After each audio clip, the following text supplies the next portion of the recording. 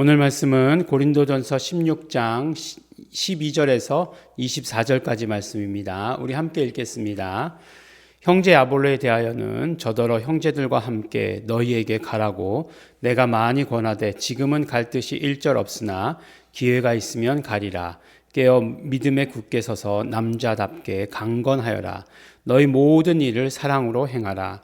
형제들이 스데바나의 집은 곧 아가야의 첫 열매요 또 성도 섬기기로 작정한 줄을 너희가 아는지라. 내가 너희를 권하노니 이 같은 자들과 또 함께 일하며 수고하는 모든 자에게 복종하라. 내가 스데바나와 부드나도와 아가이고의 온 것을 기뻐하노니 저희가 너희의 부족한 것을 보충하였음이니라. 저희가 나와 너희 마음을 시원케 하였으니 그러므로 너희는 이런 자들을 알아주라. 아시아의 교회들이 너희에게 문안하고 아굴라와 브리스가와 및 그 집에 있는 교회가 주 안에서 너희에게 간절히 문안하고 모든 형제도 너희에게 문안하니 너희는 거룩하게 입맞춤으로 서로 문안하라. 나 바울은 친필로 너희에게 문안하노니 만일 누구든지 주를 사랑하지 아니하거든 저주를 받을지어다. 주께서 임하시느니라. 주 예수 그리스도의 은혜가 너희와 함께하고 나의 사랑이 그리스도 예수 안에서 너희 무리와 함께 할지어다. 아멘. 네, 오늘 말씀은 우리 고린도전서의 마지막 부분의 말씀이겠습니다. 그럼 항상 편지의 마지막 부분은 뭐 누구누구에게 특별히 문안하고 또 여기서 편지 쓰는 입장에서 너희들에게 문안한다라고 하는 그런 내용, 그래서 뭐 이름이 잔뜩 나오는 그런 것들이 대부분 편지의 마지막입니다. 아마 로마서도 그랬던 것으로 기억이 나고 모든 편지들이 다 그렇습니다. 근데 이제 보니까 이제 아볼로는 이제 그 고린도 교회에 보내는 편지 가운데 1장에서 주로 아주 그 중요한 역할을 했죠. 아볼로파, 뭐 게바파 이렇게 얘기할 때 아볼로가 나왔었고, 근데 보니까 아볼로가 지금은 어디에 있죠? 에베소에 있는 것 같아요. 지금 편지를 쓰는 곳이 에베소니까 아볼로에 대하여는 저더러 형제들과 너희와 함께 너희에게 가라고 내가 많이 거야 돼 지금은 갈 뜻이 일절 없으나 라고 이렇게 얘기하고 있죠. 고린도 교회에 학을 떼었다 뭐 이런 이런 이야기인가요? 네. 예, 그렇잖아요. 예.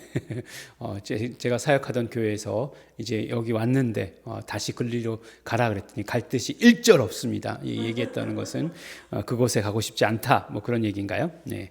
잘 모르겠습니다. 요것만 가지고는 판단할 수 있는 그런 문제들이 아닙니다. 제일 우리가 경계해야 되는 것, 한 줄 가지고 평가하는 것, 예, 그런 거 안 좋은 습관이죠. 그런 것들 하지 말아야 됩니다. 우리나라도 요새 정치하는 사람들도 보니까 한 줄 딱 떼어가지고 그거 가지고 이렇게 탁 그냥 평가하려고 하던데 그런 건 하지 말아야 합니다. 그 다음에 이제 인물이 나오는데 스데바나라고 하는 그런 사람이 나오죠. 근데 이 사람을 왜 특별히 얘기했느냐? 아가야의 첫 열매다라고 이렇게 얘기하고 있어요. 이제 아가야는 이제 고린도 교회가 고린도 지역이 포함된 그 지역, 그리스 남부 지역이죠. 이쪽에 아테네 지역과는 조금 거리가 있는 요 부분을 아가야 지역이라고 이렇게 얘기하고 그 위를 마게도니아 지역이다라고 이렇게 얘기하지 않습니까? 그래서 이제 스데바나는 이 아가야의, 그러니까 고린도 교회의 첫 열매라는 거예요. 그러니까 그렇지 않겠습니까? 자신의 첫 성도 어떻게 잊어버리겠습니까? 첫 성도였다라고 이렇게 이야기하는 거죠. 그래서 그런데 이제 첫 성도일 뿐만 아니라 성도 섬기기도 작정하고, 그 다음에 이제 고린도 교회라고 하는 곳, 고린도라고 하는 것은 무역이 그때 5대 도시 가운데, 고대 5대 도시 가운데 하나라고 말씀드리지 않았습니까? 고대 5대 도시 가운데 하나라고 하는 것은 물론 굉장히 도시가 발달했다라고 하는 것과 더불어서 명과 더불어서 암이 분명한 그런 곳이죠. 그래서 이렇게 뭐 우상 숭배뿐만 아니라 그 다음에 간음하고 하는 이런 것들, 음란한 그런 것들이 굉장히 심했다. 그래서 고린도화 되었다 이렇게 얘기하면 그러니까 음란을 행하였다라고 하는 그 그리스 말이 있을 정도로 그렇게 심한 곳이었다라고 이렇게 이야기하고 있습니다. 그 가운데에서 굉장히 그 모든 것들을 다 이겨내고 성도로서 아름다운 모습을 보였다. 그래서 스데바나와 부드나도와 아가이고가 이 너희의 모든 부족한 것을 공급했다. 무슨 이야기일까요? 네, 그런 어떤 그런 뭐 도덕적인 행위뿐만 아니라 신앙적인 것뿐만 아니라 또 물질로도 굉장히 많이 헌신했다라고 하는 것을 이야기해 주고 있습니다. 그래서 특별히 스데바나의 이름을 이야기했고, 이제 그 고린도에 있는 사람들에게 이렇게 안부하고, 또 여기서 안부를 보낸 사람들이 있죠. 누구죠? 아굴라와 브리스가. 예. 브리스가와 아굴라, 뭐 브리스길라와 아굴라 다 똑같은 사람이죠. 누가 남자고 누가 아내죠? 예, 부부인데 항상 브리스길라와 아굴라 이렇게 나오다가 아굴라와 브리스가 이렇게 나오는 거는 또 흔하지 않죠.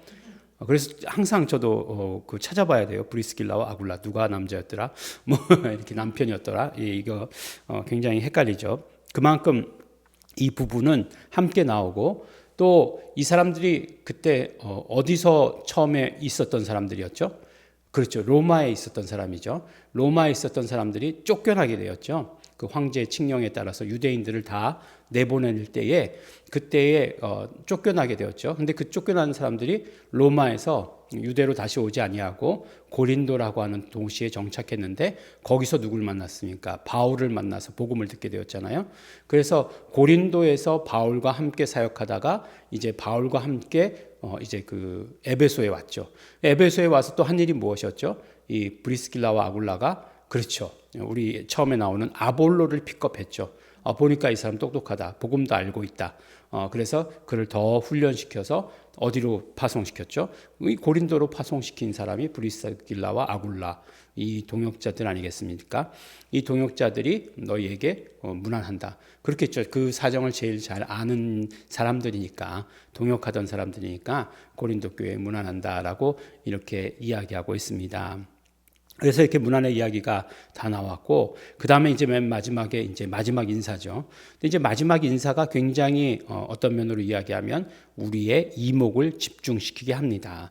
뭐라고 얘기하냐면, 나 바울은 친필로 너에게 문안하노니, 그 전에 이제 그 전에 구절을 말씀드린 적도 있어요. 모든 형제도 너에게 문안하니 너희는 거룩한 입맞춤으로 서로 문안하라. 예, 우리가 이제 문자적 해석에 대해서 이렇게 얘기하다가, 그러면 우리가 예배 끝나고 나서 거룩한 입맞춤으로 서로 문안해야 됩니까? 라고 이렇게 얘기한 적이 있었죠. 만약에 한국에 이 처음에 들어올 때 이런 이야기를 문자적으로 그대로 해야 된다라고 얘기했으면 큰일 났었겠죠. 안 그래도 기역자 교회도 있었는데 그 전에는 뭐 더 했죠. 천주교가 들어왔을 때는 많이 죽었잖아요. 천주교회는 박해로 인해 가지고 무슨 박해로 인해 가지고 참 많이 죽었어요.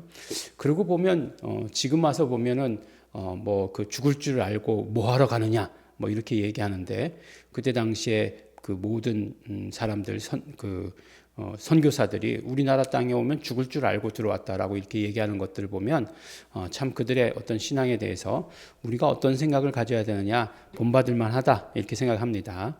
근데 보면 22절에 보면 아주 그 특이한 문장들로 가득 차 있는데, 만일 누구든지 주를 사랑하지 아니하거든 저주를 받을지어다라고 이렇게 얘기하고 있어요. 이 말씀이 무슨 말씀입니까? 네. 그러니까 적극적으로 얘기하면 내가 구원받는 데 있어서 주를 사랑하지 아니하면, 주는 예수님이에요. 예수님을 사랑하지 아니하는 자는 구원받지 못한다, 이런 말인가? 예, 이렇게 생각할 수도 있어요. 예. 근데 문자적으로 보면 그거보다 사실 더 큰 의미를 가지고 있습니다. 저주를 받을지어다라고 이렇게 얘기하고 있는데, 기독교에서 이 말은 단순히 어떤 저주, 뭐 그냥 뭐 이렇게 벌 받는 것, 그것을 훨씬 더 넘어서는 그런 말이에요. 어떤 의미냐면 파면, 그런 의미를 가지고 있는 것이에요. 그러니까 누구든지 주를 사랑하지 아니하는 자는 파면당한다, 이렇게 얘기하고 있는 거예요. 그러니까 뭐 파면이라고 하는 건 그런 거잖아요. 뭐 어떤 직위를 행하고 있었는데 거기에서 네가 심각한 잘못을 했기 때문에 너의 그 지위를 파면시킨다. 가장 큰 벌이잖아요. 뭐 스스로 그만두게 만드는 거가 그 다음이 것이고, 뭐 정직, 뭐 감봉, 뭐 이런 것들이 있겠지만, 파면은 가장 그 무서운 가장 강력한 그런 그 조치잖아요. 뭔가를 잘못했을 때에. 근데 우리가 이제 예수님 믿고 영접하고 구원받는데 거기서 파면시킨다라고 이렇게 얘기하는 건 뭘까요? 네. 참 궁금하죠. 네, 궁금하기도 합니다. 근데 어쨌든지 간에 그렇게 얘기하고 있어요. 예수님을 사랑하는 것에 대해서. 또 사랑한다라고 얘기할 때 주를 사랑하지 않는다 할 때 이 사랑한다는 단어가 어떤 단어가 사용됐죠? 필로라고 하는 단어가 사용됐습니다. 필로, 예, 필로. 필로라고 하는 것은 필레오에서 나온 거죠. 필레오라고 하는 것. 필레오라고 하는 것은 어떤 사랑을 말하는 거죠? 뭐 그냥 우리가 알기로는 그냥 친구 간의 사랑이라고 이야기하지만 그렇지만 예수님께서 베드로에게 물었던 그 질문이 네가 나를 필레오 하느냐라고 물으신 거 아니겠어요? 예, 필레오 한다고 이렇게 대답한 거잖아요. 그러니까 아가파오 하느냐 묻다가 필레오 하느냐 물으니까 이제 계속해서 필레오 합니다라고 대답한 거죠. 필레오라고 하는 것은 사랑에 있어서 어떤 그런 뭐 친구 간의 사랑 뭐 그런 것들을 이야기하는 것이 아니라 굉장히 방향성을 이야기하는 것이에요. 주를 사랑한다라고 했을 때 필레오로 주를 사랑한다는 것은 주만 사랑한다는 의미예요. 뭐 다른 것들 다 사랑하고 그 가운데 주도 사랑합니다. 그런 의미 아니에요. 내가 정말 세상도 사랑하고 정말 내가 뭐 이런 어떤 명예도 사랑하고 하지만 예수님도 사랑합니다. 그런 의미가 아니에요. 그런 의미가 아니라 나는 예수님만 사랑합니다. 예수님 사랑하는 것 밑에 모든 가치를 다 둡니다. 라고 하는 그런 의미라고 하는 거예요. 그러니까 역설적으로 이야기하면 긍정문으로 얘기해서 사랑하지 않으면 파면받을지어다라고 얘기하는 것에서 이걸 긍정문으로 돌리면 우리는 예수님만 사랑하고 그 안에 머물러 있어야 된다라고 하는 그런 의미가 되는 거잖아요. 예수님만 사랑해야 된다라고 하는 것이에요. 마지막 강조하고 있는 말이 그 말씀입니다. 그리고 나서 하신 말씀도 굉장히 중요하죠. 주께서 임하시느니라 라고 이렇게 얘기하고 있어요. 이거는 그때 당시에 기도할 때에 사용되는 그런 의미예요. 기도할 때 사용되던 그런 말이에요. 그런데 기도할 때 마지막에 항상 이 말을 썼다는 것이에요. 무슨 말씀이겠습니까? 주께서 임하시느니라. 이게 바로 마라나타예요. 마라나타. 근데 마라나타는 어떤 말이냐면 아람어예요. 아람어. 그 당시에 사람들이 쓰던 말이 히브리 말이 아니죠. 아람 방언을 썼다는 거죠. 아람어로 얘기했는데 그 아람어를 그대로 이제 그 헬라어로 번역한 거예요. 이를테면 뭐 할렐루야를 갖다가 그대로 할렐루야는 분명히 히브리어지만 그대로 이렇게 음역을 해서 쓴 것과 마찬가지다라고 얘기하는 거예요. 그렇게 음역을 해서 썼다는 것은 어떤 의미가 있죠? 어떤 의미가 있냐면 모든 사람들이 다 알아들었다라고 하는 의미가 있는 거예요. 그만큼 그때 당시에는 아람어지만 모든 세계에서 기독교를 그러니까 우리가 예수님 믿는 모든 사람들은 다 알아듣는 그런 말이었다는 거예요. 그 마라나타 그러면 그들이 어떤 의미로 사용했냐? 주 예수여 어서 오시옵소서라고 이렇게 얘기하는 거예요. 마란 아사예요. 마란 아사 이렇게 되어 있는데 마란이라고 하는 것은 어떤 뜻이냐면 마레에서 나온 말이에요. 아람어로 마레가 무슨 뜻이냐? 주라고 하는 뜻이에요. 근데 그 주라고 하는 말이 어떤 주를 말하겠습니까? 그러니까 주가 이제 퀴리오스니까 퀴리오스는 어디서 나왔죠? 아도나이에서 왔고 아도나이는 야훼의 대용어죠. 네. 그러니까 야훼가 아도나이고 아도나이가 퀴리오스고 그것을 아람어로 하면 마레라는 거예요. 어려운가요? 네. 그러니까 아도나이하고 마레하고 같다 이렇게 생각하시면 돼요. 그러면 주라고 하는 말이 그러면은 야훼를 말하는 건가? 야훼여 다시 오시옵소서. 그렇게는 아니라는 거예요. 여기서 이 사람들이 마레라고 불렀던 건 결국 누구예요? 주라고 불렀던 것은 바로 예수를 말씀하시는 거예요. 우리가 그 사도행전 2장 36절이죠. 36절에서 하나님이 예수를 주와 그리스도가 되게 하셨다라고 분명히 말씀하고 선포하고 계시잖아요. 그래서 그들이 예수를 누구라고 부르냐면 주라고 부른 거예요. 예수를 주라고 부르는 데에 아무런 거리낌이 없었던 거죠. 근데 이제 아람어를 사용하던 사람들이 예수를 주라고 불렀을 때 어떻게 불렀을까? 마레라고 불렀다는 거예요. 마레라고 하는 것 주. 그래서 마란 나의 주, 나의 주여 오시옵소서라고 하는 것이 마라나타의 의미입니다. 그 다음에 이제 또 마라나타를 어떻게 자르느냐에 따라서 이제 그 주께서 임하시느니라라고 하는 그런 뜻도 된다라고 이렇게 이야기하는 거예요. 어쨌든지 간에 중요한 것은 라고 이렇게 불렀다는 거죠. 주를 불렀다는 게 중요한 거죠. 이게 혹격으로 나의 주여 오시옵소서 이렇게 기도 가운데 그렇게 했다는 거예요. 나의 주여 오시옵소서. 예수님 오시옵소서 이렇게 마지막에 기도회 할 때 그런 어떤 항상 그런 것들을 얘기했다는 거예요. 그러니까 그때 당시 기도 가운데는 분명히 예수님의 다시 오심에 대한 소원과 열망으로 가득 찼던 것을 또한 볼 수가 있는 거죠.